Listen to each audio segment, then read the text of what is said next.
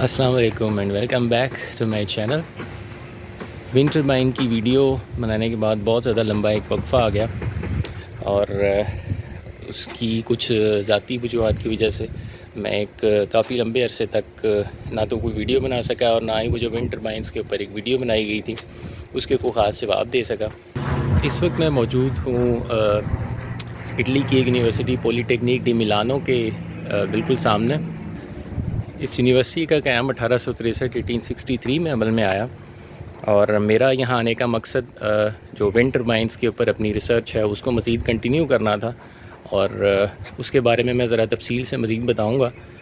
लेकिन थोड़ा सा इसके बारे में मैं ये बताता चलूँ कि इस यूनिवर्सिटी का क़याम आया था अमल में 1863 की, जैसा कि आप मेरे पीछे भी देख सकते हैं 1863 में।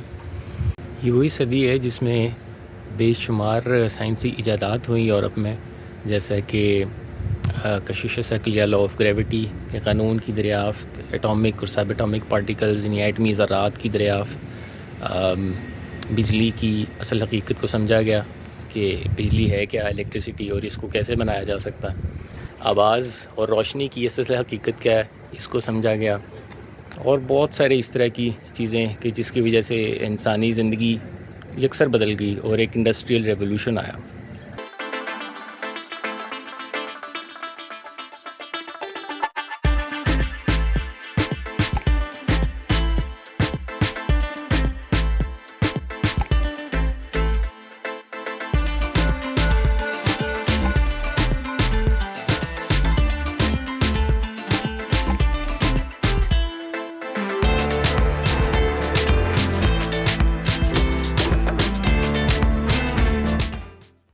अभी मैं आ गया हूँ पॉलीटेक्निक डी मिलानो की विंड टनल फैसिलिटी के बिल्कुल सामने, कि जहाँ पर मुख्तलिफ़ विंड टरबाइंस की टेस्टिंग की जाती है। सो विंड टनल बेसिकली क्या है, इसके बारे में मैं बहुत सारी चीज़ें पहले बता चुका हूँ, तो इसके बारे में एक तफसीली वीडियो हम बाद में बताएंगे। तो इस वक्त इस विंड टनल में फ़्लोटिंग विंड टरबाइंस के ऊपर रिसर्च की जा रही है। फ़्लोटिंग विंड टरबाइंस एक सादा विंड टरबाइन से थोड़े से मुख्तलिफ इस तरह से हैं कि आम विंड टरबाइन को हम फिक्स कर देते हैं एक किसी भी जगह के ऊपर, जिसे हम ऑन शोर विंड टरबाइन भी कहते हैं, जो कि फ़िक्स रहता है ज़मीन के अंदर, और एक होता है फ़्लोटिंग या ऑफ शोर विंड टरबाइन। तो फ़्लोटिंग विंड टरबाइन या ऑफ शोर विंड टरबाइन वो लगाया जाता है समंदर में। अब यहाँ पर हम टेस्ट क्या कर रहे होते हैं, एक तो हवा का जो रिएक्शन है या हवा किस तरह से इफ़ेक्ट करती है जो पावर आउटपुट है विंड टरबाइन की, और दूसरा जो फ्लोटिंग विंड टरबाइन है वो इफ़ेक्ट हो रहा होता है पानी के बहाव से भी। जो पानी के अंदर जो लहरें हैं तो उनका और हवा का कलेक्टिव इफ़ेक्ट विंड टरबाइन की परफॉर्मेंस के ऊपर कैसा होता है, वो टेस्टिंग हम करते हैं इस विंड टनल के अंदर, जिसके बाहर मैं इस वक्त खड़ा हूँ। और यहाँ पे अब मैं उन सारे सवालों के जवाब दूँगा जो कि वीडियोज़ में लोगों ने कमेंट किए थे। बहुत सारी चीज़ें आप लोगों ने पूछी थी, मसलन कि कॉस्ट, सबसे ज़्यादा एक जो कॉमन क्वेश्चन आया था सबकी तरफ से कि जी कॉस्ट क्या होगी विंड टरबाइन को इंस्टॉल करने की, और फिर इस तरह की और भी बहुत सारी चीज़ें।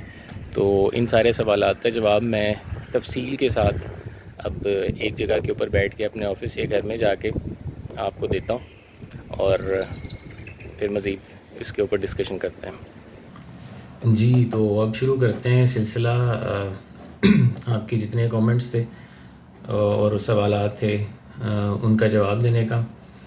तो एक जो सबसे ज़्यादा कॉमन सवाल सब ने किया था वो था जी कॉस्ट कितनी है। तो कॉस्ट का जवाब तो मैंने काफ़ी हद तक जो वीडियो थी उसके अंदर दे दिया था कि जो 2 किलोवाट का टरबाइन मैंने लगाया था, इसको मंगवाने में और इसकी डिलीवरी में और प्लस इसके ऊपर जो इम्पोर्ट ड्यूटीज़ लगती हैं, वो सारा कुछ मिला के रफली 4 से 4.5 लाख रुपए उस वक्त मुझे कॉस्ट किया था। एक तो ये कॉस्ट डॉलर बेस्ड है, क्योंकि जो भी इंपोर्ट हैं या ड्यूटीज़ हैं वो डिलीवरी वो सारी की सारी पेमेंट डॉलर में होती है। तो डॉलर की प्राइस बहुत ज़्यादा फ्लक्चुएट करती है, ऊपर नीचे होती रहती है, तो उसके हिसाब से ये प्राइस जो है वो कम या ज़्यादा भी हो सकती है। बट जनरली इसकी ये प्राइस 2 किलोवाट के टरबाइन की हुई सी थी। अब ये प्राइस अगर जैसे जैसे हम बड़ा वाला टरबाइन लेंगे तो प्राइस उसकी बहुत ज़्यादा बढ़ती जाएगी। लेकिन एक चीज़ यहाँ पर बता दूँ कि ये जो 2 किलोवाट का टरबाइन हमने लगाया था, या अगर हम 1 किलोवाट का टरबाइन लगाएंगे, इसका जो जनरेटर है इसका वेट है 50 से 60 किलो के आसपास, रफली मेरा ख्याल है 60 किलो। तो लेकिन जैसे टरबाइन बड़ा होता है तो उसका जो वेट है जनरेटर का वो फिर बहुत ज़्यादा बढ़ जाता है। लेट्स से अगर 3 किलोवाट का जो टरबाइन है उसका जो वेट है वो 200 किलो के आसपास होगा, और इसी तरह से फिर 5 किलोवाट का। तो वेट जनरेटर का जैसे बढ़ता है तो फिर उसके ऊपर जो डिलीवरी के चार्जेस हैं और बाकी सारी चीज़ें वो भी फिर बहुत ज़्यादा बढ़ जाती हैं। और एक सवाल एक 2-3 लोगों ने भी पूछा था कि जो लाइटनिंग है, जो आसमानी बिजली गिरती है, तो उसकी कोई प्रिकॉशन। तो ये बड़ी अच्छा सवाल था बहुत सारे लोगों का। ये लाइटनिंग की प्रिकॉशन, बिल्कुल उसकी प्रिकॉशन का बड़ा आसान सा तरीका है कि कोई भी पोल या टावर इस तरह का जो भी लगाया जाता है उसको हम ग्राउंड कर देते हैं। ग्राउंड में इन्हीं ज़मीन के अंदर एक काफ़ी बड़ा सा बोर करके और किसी एक मोटी तार के साथ उसको एक बड़ा सा कंडक्टर उस बोर के अंदर डाल देते हैं और उस तार के साथ उस पोल को, जो पोल हमने लगाया हुआ है, उसके साथ कनेक्ट कर देते हैं। तो इस तरह से अगर कोई लाइटनिंग या कोई बिजली गिरती भी है उस पोल के ऊपर या टावर के ऊपर तो वो डायरेक्ट सारी की सारी ज़मीन में चली जाएगी, नहीं ग्राउंड हो जाएगी। ये सिर्फ इस केस में नहीं, जो सोलर पैनल्स लगाए जाते हैं या फिर और बड़े बड़े टावर्स जो लगाए जाते हैं उन सब के साथ ही प्रिकॉशन रखी जाती है, क्योंकि ज़मीन से जितनी ज़्यादा ऊंची कोई भी मेटल हो तो वो उतना ही ज़्यादा ससेप्टेबल होता है आसमानी बिजली के लिए या लाइटनिंग के लिए, यानी कि वो एक आसान टारगेट बन जाता है आसमानी बिजली की गिरने के लिए। और एक बहुत सारे लोगों ने एक और चीज़ पूछी थी कि इसको हम लोकली परचेज़ कर सकते हैं, बल्कि एक साहब ने तो मुझे यहाँ तक कह दीजिए कि मेरे कुछ सप्लायर हैं जानने वाले कराची में, और वो मुझे ये प्राइस ऑफ़र कर रहे हैं, तो आप ये बहुत ज़्यादा प्राइस हमें बता रहे हैं। तो वही मैं आपको बता दूं कि ऐसा अगर आपको ऑथेंटिक कमर्शली वायबल, जो कि कमर्शली आप इस्तेमाल कर सकें, कमर्शली आउटपुट ले सकें, एक प्रॉपर आउटपुट जो कि लिखी होती है विंड टरबाइन के ऊपर, तो वो वाला टरबाइन अगर आपको चाहिए तो वो लोकली अवेलेबल नहीं है। ऑथेंटिक विंड टरबाइन वो इंपोर्ट ही करना पड़ता है। इस वक्त अभी उसकी लोकल मार्केट कोई नहीं है। हाँ, ये हो सकता है कि बहुत सारे लोगों ने कोई टेक्निकल लोग हों या कोई जैसे कोई मैकेनिक हैं या वो बहुत सारे खुखरादी ने किसी ने अगर खुद से बनाया हुआ है तो वो कोई कमर्शियली वायबल कोई प्रोडक्ट नहीं होती। अगर किसी ने बना लिया खुद, वो आपको बता देगा कि जितने वोल्ट प्रोड्यूस करता है इतनी ये चीज़ प्रोड्यूस करता है, तो वो एक बिल्कुल लामतनाही सी बहस है कि वो कितने वोल्ट प्रोड्यूस करता है और कितने वॉट प्रोड्यूस करता है। और जो विंड टरबाइन के ब्लेड हैं इसकी एक ख़ास एरोडायनामिक शेप होती है, इसका एक ख़ास पिच एंगल होता है, इसका एंगल ऑफ अटैक होता है, बहुत सारी चीज़ें इसकी एक उसकी सारी की सारी एक एरोडायनामिक्स है, जो कि कई सालों की रिसर्च के बाद ये जो शेप हमें मार्केट में अवेलेबल जो ब्लेड है इस शेप तक पहुंचने के पीछे एक बहुत लंबी रिसर्च होती है, जिससे गुज़रने के बाद ये प्रोडक्ट अपनी इस मैच्योर स्टेज के ऊपर पहुंचती है, तो जो हमें फिर कमर्शियली अवेलेबल होती है मार्केट में। तो लोकली मार्केट में टेक्निकली जो साउंड विंड टरबाइन्स हैं वो अवेलेबल नहीं है। अगर कोई बना रहा है कोई, फिर वो प्रोड्यूस नहीं करेगा वो आउटपुट जो कि एक प्रॉपर विंड टरबाइन से आती है। हाँ, इसके अलावा कुछ लोकली सप्लायर एक जगह के ऊपर मैंने देखा भी था कि कुछ लोग शायद विंड टरबाइन्स बेच भी रहे हैं इंपोर्ट किए हुए भी, और प्रॉपर विंड टरबाइन्स। तो उसमें ये 500 वाट का और कोई इसको 1 किलोवाट का कह के बेच रहा है। 500 वाट के मैंने वो कुछ लोगों से सुना था कि लोग बेच रहे हैं, लेकिन आप ये देखिएगा कि जो कह रहा है ना 500 वाट, ये तो वो 500 वाट प्रोड्यूस नहीं करेगा। विंड टरबाइन्स की जो पावर है वो आती है हवा से, और हवा की पावर को जो कंज्यूम करते हैं उसके ब्लेड्स, उसका एक ख़ास डायामीटर है, उसकी ख़ास लेंथ है, तो उसको एक ख़ास डायामीटर और ख़ास लेंथ चाहिए ताकि वो जितना एरिया है हवा का जो उसने जिसको उसने इस्तेमाल करना है पावर को प्रोड्यूस करने के लिए, वो एक ख़ास एरिया उसको चाहिए। तो वो अगर कोई शख्स आपको एक छोटा सा डायामीटर का रोटर का एक विंड टर्बाइन बेच रहा है, ये कह के कि ये 500 वाट प्रोड्यूस करेगा, तो ये मुमकिन ही नहीं है, ये टेक्निकली मुमकिन ही नहीं है। अब जैसे 2 किलो वाट का टर्बाइन था, उसका जो रोटर है, जो डायामीटर है उसका जो डायामीटर है वो 3 मीटर्स के आसपास है, यानी कि 3 टू 3 9 तकरीबन 9 फीट के आसपास। तो अगर इतना एरिया होगा रोटर का, तो ही इतनी हवा वो जो चल रही है उसमें से, जिसमें से उसने पावर को एक्सट्रैक्ट करना है, पावर उसमें से एनर्जी, उसमें इतनी एनर्जी होगी कि वो उतनी 2 किलो वाट प्रोड्यूस कर सके। तो ये बड़ा ज़रूरी है कि टरबाइन की जो पावर है उसका डायरेक्ट ताल्लुक है रोटर के डायमीटर के साथ।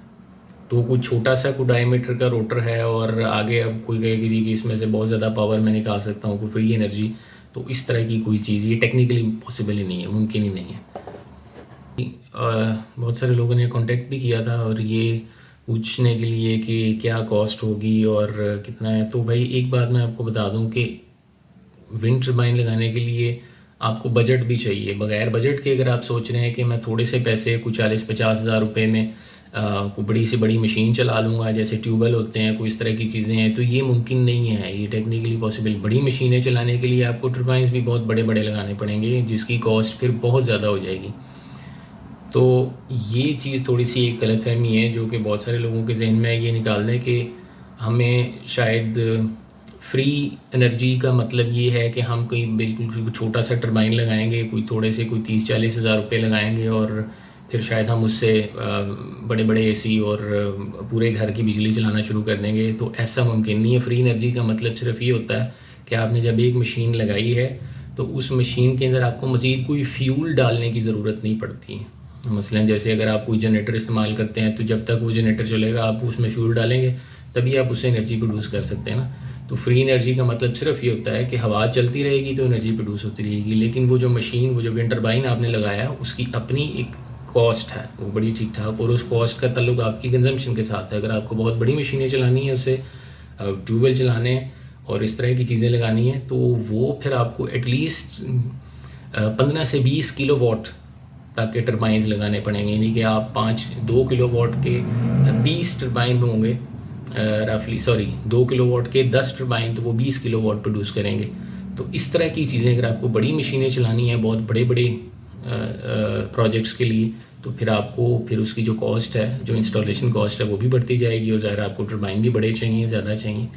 तो ये थोड़ा सा ज़रा प्लीज़ ध्यान में रखें कि जो इसकी इनिशियल कॉस्ट है वो रफली कमोबेश उतनी ही है जितनी कि शायद सोलर पैनल्स के लिए के ऊपर आती है।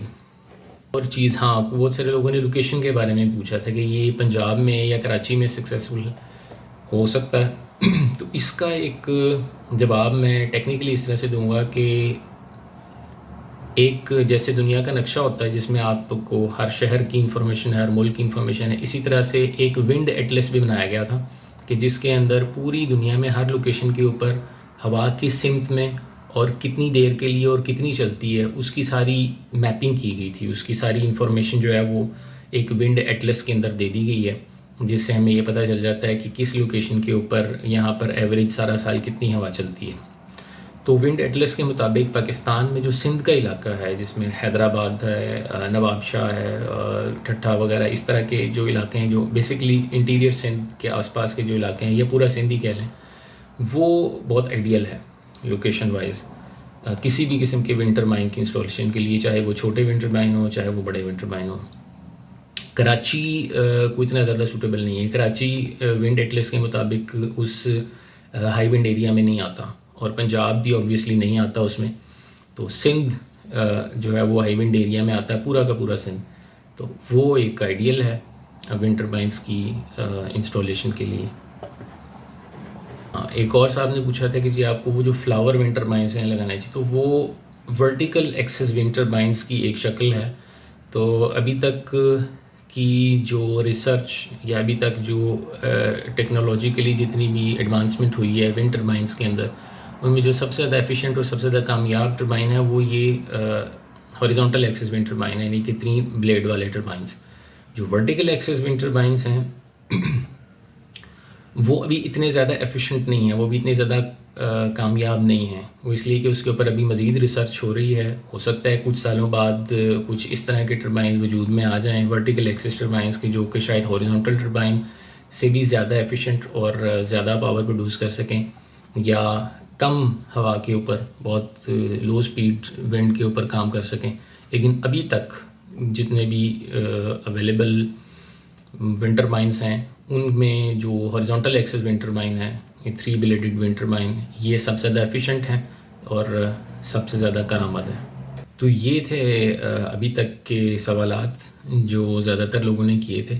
तो इसके अलावा भी अगर आपके ज़हन में कोई बात है, कोई सवाल है, ज़रूरी नहीं कि इंस्टॉलेशन से मुतल्लिक, इसके फंक्शन से मुतल्लिक, विंड टरबाइंस की टेक्नोलॉजी से मुतल्लिक, तो ये भी आप लोग पूछ सकते हैं और कमेंट्स के अंदर मुझे लिख के बताइएगा। जो भी किसी किस्म का कोई मज़ीद कोई कन्फ्यूजन हो, किसी के जहन में कोई सवाल हो।